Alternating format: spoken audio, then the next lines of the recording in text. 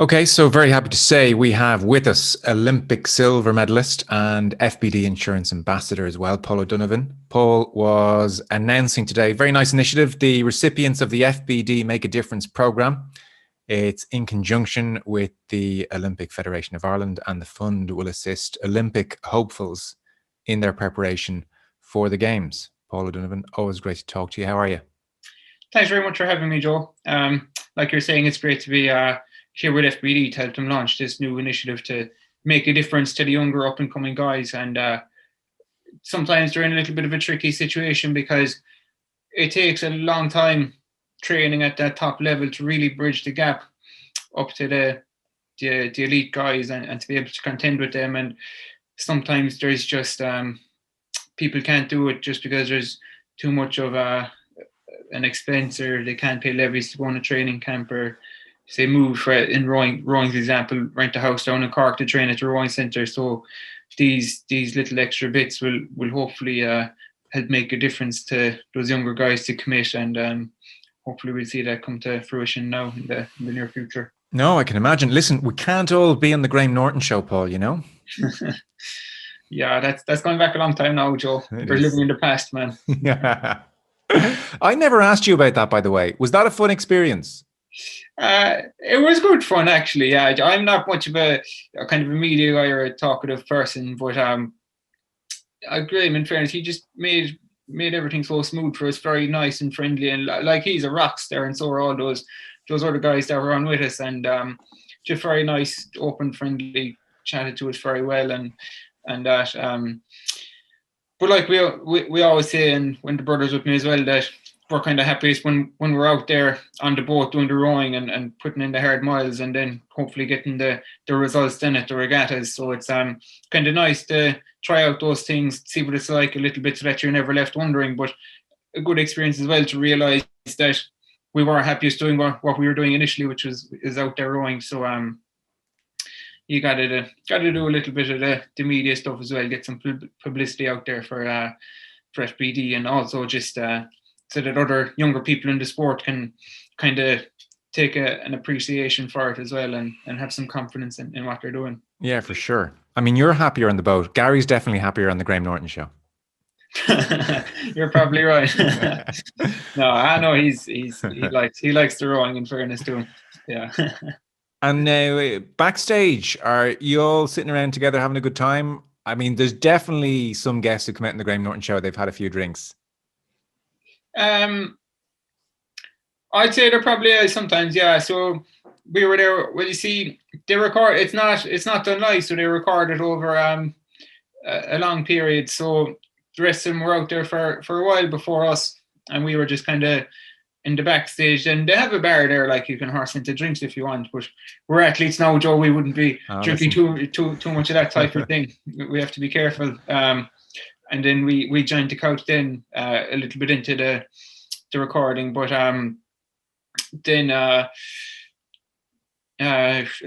trying to. It was Graham and Michael and James. Then took myself and the brother out to dinner. Then afterwards we had a kind of a good evening chatting to them, and just nice. Real nice lads. And who's the James? Sorry, McAvoy. Oh, check you out, James. Would you go away, James McAvoy? Yeah, I'm not great at names, so I'm trying to not say the wrong one. Okay, but no, they were just very, very nice, down to earth lads as well. Sure. And it was kind of good grounding for us to see that they were much bigger superstars than we were. Yeah, and they were still kind of real nice, pleasant people, you know. Okay, so it was the O'Donovans, Graham Norton, James McAvoy out for dinner in London, and Michael Fassbender. Here. That's not. Come on, that's a good night out. We were saying we're athletes, Joe. We were sensible. Come on now.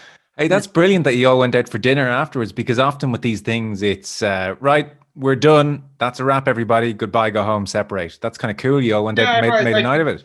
Yeah, we were nearly kind of thinking that would happen ourselves, and then we were shocked in that they said we're going here for a bite of grub there. Do you wanna join us? And we said sure. We've no other plans. We might as well. So it was a nice evening. Nice. Good experience. Amazing. I didn't realize all that. Yeah. Fassbender is a man with charisma. He's unbelievable, isn't he? Oh, he's unbelievable. Yeah. Class act. He's a rock star. Good looking chap as well, so he is. Bloody hell. I mean, you Yeah. don't need to tell me. He sure is. There was even a video of him in Kerry a couple of years ago where he got up on stage and sang a song at a wedding. I'm sure he can sing as well. I mean, he can do everything. Actually, he is everything, Joe. He's it all. Like, Yeah. So, sorry, that was a hell of a sidetrack. What's that? That's 6, 7, going on 7 years ago now, would it be? Not quite that. No, I suppose. Oh, 16, sorry, going on 5 years ago. Yeah. Okay. Indeed. Time flies when you're having fun. Sure does. So how's life? Where are you in the world at the moment? In Cork now. Okay. So we'll be training full time out of the National Run Centre here. How's it going? I think good. Yeah. Getting a lot of miles done. That's kind of, I'd say, the main thing we do this time of year, but it's the main thing we do at every stage of the year is put in a lot of miles. And we've been lucky. The weather's been reasonably nice. Sometimes during the winter it gets quite breezy and too choppy out in the water that you can't get out, but nearly every day we've been out in the boat, which is good because a lot of time we end up going to Spain or somewhere like this for training camps. We've not done that yet this year on account of not wanting to travel too much and keep that to a minimum. So training's been going well otherwise here. Okay, good. Actually, something I wanted to ask you about because we had a good chat. You and Gary were on a couple of months back, maybe more than a few months back now. August, I think, 2020. The whole of last year has blurred into one weird period. But we had a good chat about various techniques, you know, and we were talking about your shoulders. You have a bit more flexibility in your shoulders and gives a broader stroke and the chemistry in a boat and all these kind of things. And I meant to ask you at the time and I forgot, but you've just planted it in my mind there when you're talking about the choppy water. Is there an Irish style of rowing on account of the climate or the type of water in the same way that there is an Irish style of football or an Irish style of rugby, etc.? Would when you're at a kind of regatta with rowers from all over the country, would there be a particularly Irish style, or does that not apply to rowing?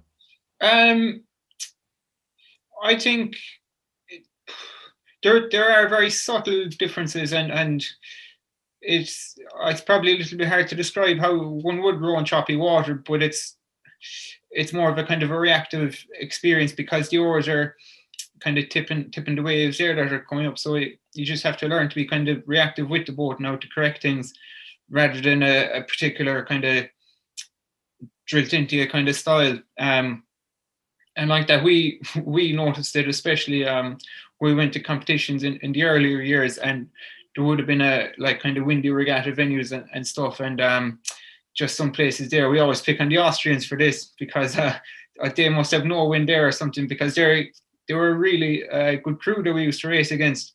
But anytime there was any bit of a chop on the water, they just couldn't handle it and ended up miles back. And we kind of, this was in our earlier days, we used to excel there a bit in rougher water and beat people that maybe we wouldn't have beaten the day before when it was a bit calmer. And I think it is just from those habits of reacting a little bit to the choppy conditions. And I think especially kind of from Skibbereen as well, because I did a lot more training down in Skib this year than we would have done in the past number of years, because we're usually at the National Rowing Centre here. But down there is a different ball game again, because I think it's just down a bit further in the southwest, so it's more open, so it gets a lot windier and choppier, and there's the tide down there as well, so you're just being thrown all over the place. And one of the first days I went out there in the summer, and I was like, what the hell kind of rowing is this? How did we do it all the time? But after a couple of spins and then a couple of weeks down there, you don't take any notice whatsoever. So I think that actually has stood to us over the number of years. And I think myself and Gary's, like, the first event we ever won probably in the international scene was the European Championships in 2016 in Brandenburg in Germany, and that was the windiest regatta we've ever rowed at. So we think probably that did kind of play into our hands there. But since then we have kind of shown ourselves as well on the flat calm water that we can win some races too. So very interesting. Yeah, that phrase "train ugly" jumped to mind there, you know. And it does strike me as an advantage. And we see it in lots of sports. You see it in golf. People around the world who play their golf without the wind, and they pitch up at a British Open. They don't know what to do. They can't play in that wind. They can't keep the ball flight beneath the wind. Their swing goes to pot in the wind. So it sounds like, you know, you're training in the worst of it. And sure, then you can handle a flat, calm day as well, I presume, just as well as the Austrians. Yeah, that's exactly it. I think people panic as well when they see it a bit rough, because they know it is a bit challenging. And just when you are a bit more comfortable with it, you're kind of happy in yourself, but you take a bit of a boost in knowing that most of the opposition are going to be a little bit wary about it. Yeah. So there might be a little bit of a psychological advantage to that too. Yeah, no, for sure. And would you know, Paul, what the story in Tokyo is? Like, would that have the reputation of being flat and calm, or a bit choppier, or do you know? Quite the opposite, Joe. It's very, very choppy down there, I believe, because they've actually built it in the bay there in Tokyo. They call it the Sea Forest Waterway Rowing Park or something. But basically, there's a little bit of an island there, kind of a thing, but they put kind of dams at either end of it. So it is out in the sea and very open. And just once the afternoon comes around, the wind blows like hell, I believe. So okay, we'll be in favour of that. Well, look, you've that in your back pocket if Austria are listening. Yeah. Don't worry, we won't post this up in Austria so they can put it up in the dressing room door. Oh, that's fascinating. Yeah, it makes total sense. And when I spoke to you guys last year as well, you were making the point that when news came through that the Olympics had been postponed, that you dialed down the intensity of your training a little bit, that it would have been impossible really to keep the intensity of training you were doing up right the way through for another 12 months plus. So I presume now, are you starting to ramp up again and really empty the tank, or what's the prep now into the summertime? We are, that's right. So like I say, I'm still in college here in UCC, so I had been taking time out last year, but once they postponed the Olympics, they left me sign back up to that. So I was doing more of that during the summer and less training, and I was doing that up until December. And then I kind of said that it was time then, so I taken a leave of absence from there, and I've been training full time since then, and joined the rest of the guys that were out in the rowing centre, and we're kind of going full steam ahead now, pretty much, because we want to select. We know we always talk about the Olympics are the end of July, and that's the main race that you want to peak for. But for us as well, our seats in the boat aren't secure, and we're doing the trial for that at the end of March. So we want to be in top shape at that stage as well, to make sure that we do secure our seats in the boat.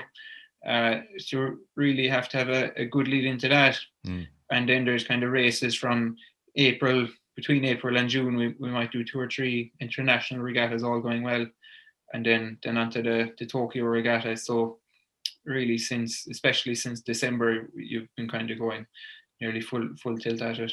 Yes. So it's not a case in your world of, well, we don't do anything and then suddenly Tokyo comes around. It's competitive until then.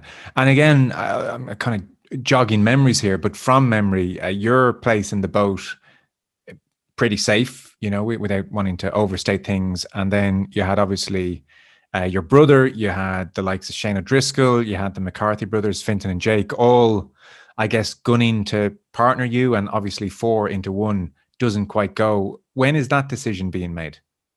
So that's going to be at the end of March, as I was saying. So when you said your place is in the boat, that's what you meant? Yeah. Okay. So like mine isn't secure either, and the rest of the boys are getting pretty close to me, so it's all up in the air. Yeah, for sure. Where does chemistry come into it? Like, so say there's numbers 1 and 2 in the pace, but say you're number 1, for instance, but say you've a better chemistry with the fella who's 3rd or 4th fastest for whatever reason. So as a pair, ironically, you and number 3, I don't want to use names here because it's not fair to everybody involved, but say you and number 3 work better as a pair than you and number 1. You and number 2. Can you turn around to the fella who's 2nd fastest and say, listen, as a pair, we're just going to have to go with 1 and 3 here. So unfortunately, even though you're 2nd fastest, you don't get a spot? Or is it 1 and 2 no matter what? No, so it's not 1 and 2. So we raced the singles initially just to kind of gauge how things are. I think in the lead up to Rio, myself and Gary were 1 and 2, and there was a kind of a significant drop back then to 3 and 4, where it was kind of decided that really no amount of chemistry would have made up that difference at the time. But since then, we still use the singles, but there could be 4 or 5 of us, and all really, really pretty close. So then what we do is we put those guys into doubles and actually test the combinations then in doubles, and to see who actually does make the fastest double. Yeah. Okay. So and for us that is the most important thing. Right. Very interesting. For you, what's good chemistry on in a boat together? Not least in choppy waters where you have to be reactive. What makes for good chemistry or a good pairing? It's kind of hard to describe, but the way I kind of think of it is when the double is going really well, it just feels like you're rowing in the single scull. You know, it's very hard to tell that someone's actually rowing behind you, so that you're kind of using the momentum of the boat together and moving your masses together. Is kind of the main thing, really. And then there's kind of a little bit of the balancing issues, but it's every kind of combination has kind of balance issues, and it's kind of because most of what we're doing is quite slow training, real low intensity, that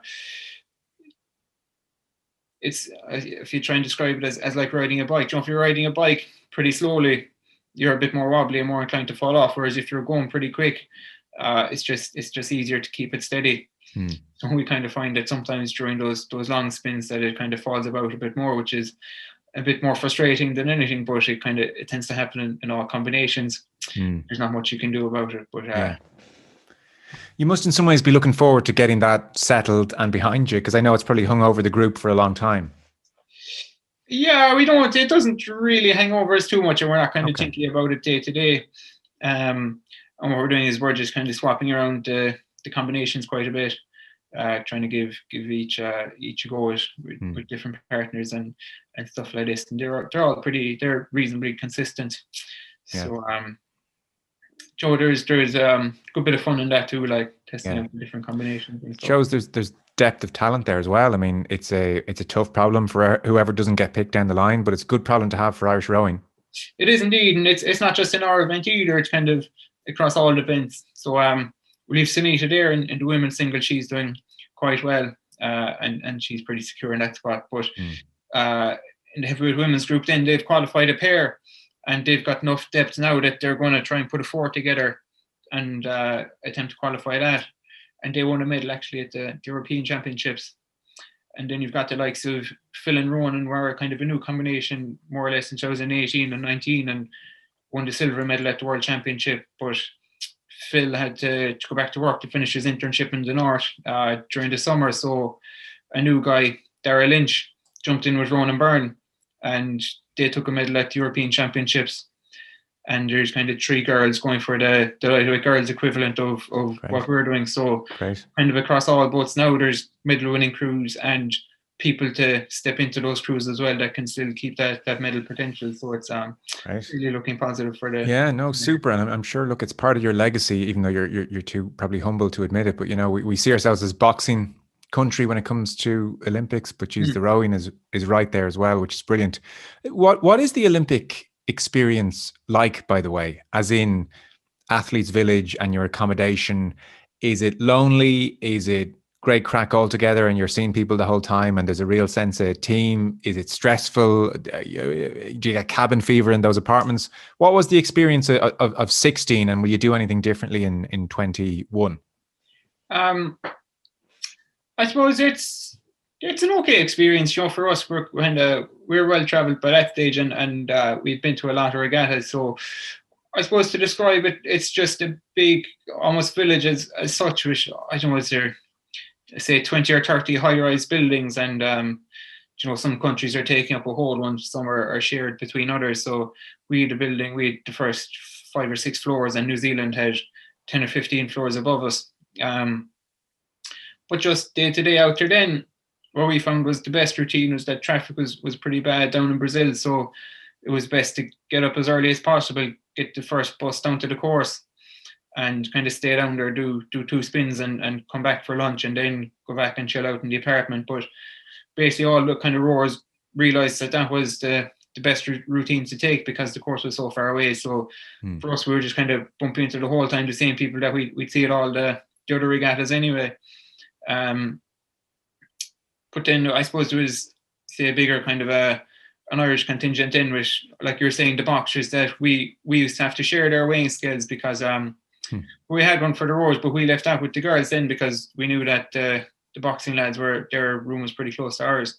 And so when you'd be going down or going in the evening to just check the weight, he'd end up sitting there for 2 hours chatting with the lads, and he'd nearly forget about bedtime and stuff. So that's nice. That's a nice outlet to have. Yeah, it was kind of good to, and they were quite experienced lads there. Like there was Paddy Barnes and Michael Conlon and all these guys, and just how kind of chilled out they were about the situation kind of probably helped calm us down as well, because we were kind of newcomers to the scene, really.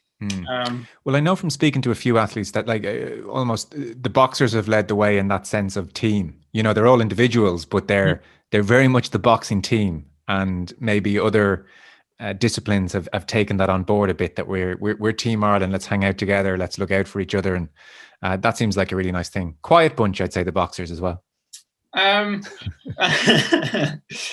know, in fairness, they'd be keeping a lid on things as well when they're competing themselves. Yeah.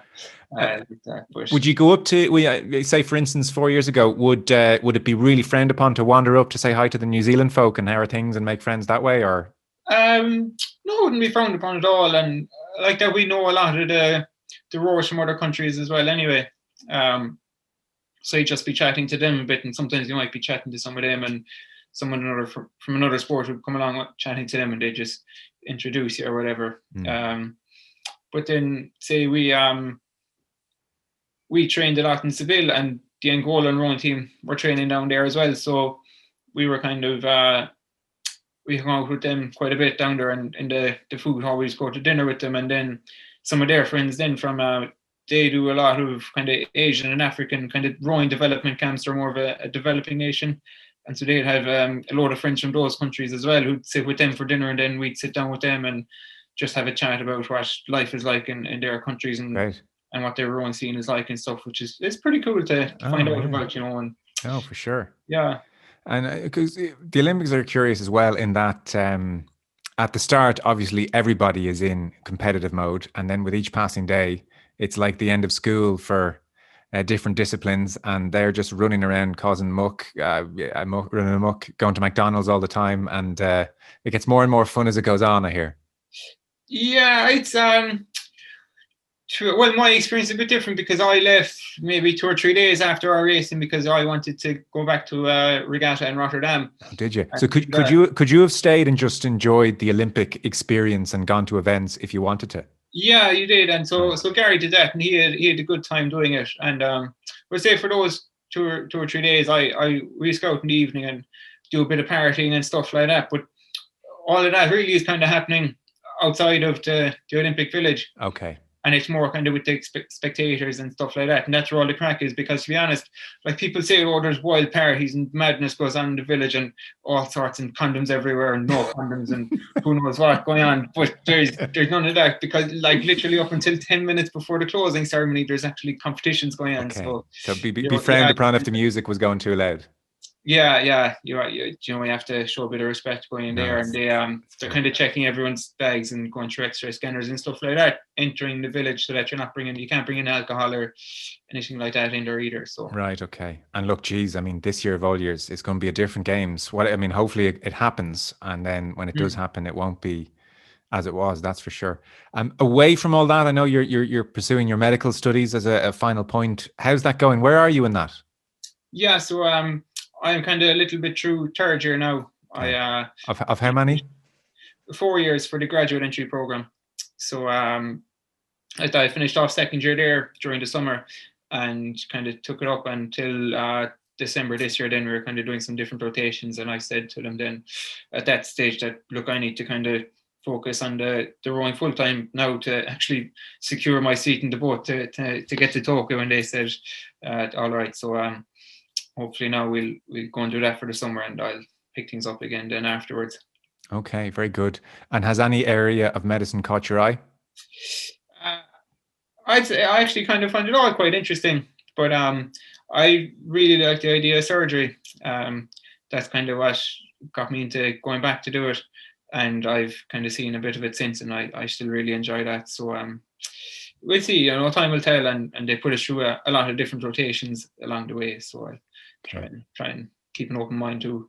Surgeons are a cocky bunch. You reckon? That's the word on the street. Yeah, I don't know. I think they're okay, but you don't think I could pull it off, no? Oh no, I think you'll be the exception that proves the rule. You'll be the exception that proves the rule. I'm being very harsh on surgeons here. I think that's based on scrubs more than anything, to be honest.